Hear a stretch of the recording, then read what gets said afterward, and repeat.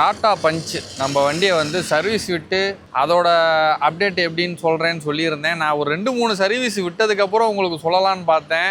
But இருந்தாலும் இப்போ first சர்வீஸ்லேயே வந்து எனக்கு கொஞ்சம் திருப்தி இல்லைப்பா. என்ன திருப்தி இல்லைன்னா, இந்த ஞாயிற்றுக்கிழமை வண்டியை சர்வீஸ் விட்டேன். ஃபஸ்ட்டு சர்வீஸ் பண்ணிவிட்டு ஈவினிங் ஒரு 5 மணிக்கு தான் எடுத்தேன் வண்டியை. எடுத்துகிட்டு ஓட்டும்போது என்னென்னா, ரொம்ப பிக்கப் வந்து ரொம்ப கம்மியாக இருந்துச்சு.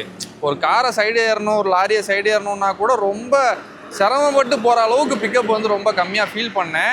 நான் உடனே என்ன பண்ணேன், சரி ஓகே நமக்கு தான் அப்படி ஃபீல் ஆகுதா அப்படின்னு சொல்லிட்டு காலையில் பையனை கொண்டு போய் ஸ்கூலில் விட்டுட்டு, டிரைவர் லேட்டாக தான் வந்தாப்புல 10 மணிக்கு. டிரைவர் என்ன பண்ணேன், வண்டி எடுறா அப்படின்னு சொல்லிட்டு, தார் எடுக்கட்டுமா பஞ்ச் எடுக்கட்டுமான்னா பஞ்ச் எடுன்னேன். ஏன்னா அவன் ஓட்டி என்ன சொல்கிறான்னு பார்க்கலான்ட்டு நான் எதுவுமே சொல்லலை. அவன் கொஞ்ச நேரத்தில் ஓட்டிட்டு என்ன பண்ணால், வண்டி பிக்கப் வந்து கொஞ்சம் கம்மியாக இருக்க மாதிரி இருக்குண்ணே, என்னன்னு தெரிலண்ணே அப்படின்னு. இல்லைடா நேற்று நான் ஞாயிற்றுக்கிழமை சர்வீஸ் விட்டேன் ஃபஸ்ட்டு சர்வீஸு, அதுக்கப்புறம் தான்டா இப்படி இருக்குது எனக்கு தோணுச்சு. பட் இருந்தாலும் நீ என்ன சொல்கிறேன்னு பார்க்கலான்னு தான் நான் அதை வந்தோடனே சொல்லலை, ஷோரூமுக்கு விடு அப்படின்ட்டேன். நேராக ஷோரூமில் கொண்டு போய் விட்டு ஒரு 11 மணிக்கு விட்டேன். அப்புறம் ஈவினிங் வந்து வண்டியை கொடுத்துட்டு எதனால ப்ரோ இப்படி ஆச்சு அப்படின்னு சொல்லி கேட்டால், மேட்டு கட் பண்ணுங்க, அந்த இடத்துல மேட்டு இடிக்குது அப்படின்னாங்க. ப்ரோ நான் என்ன சொல்கிறேன், மேட்டுனால வண்டி வாங்கினா அடுத்த நாளே மேட்டை போட்டேன், நூடுல்ஸ் மேட்டு.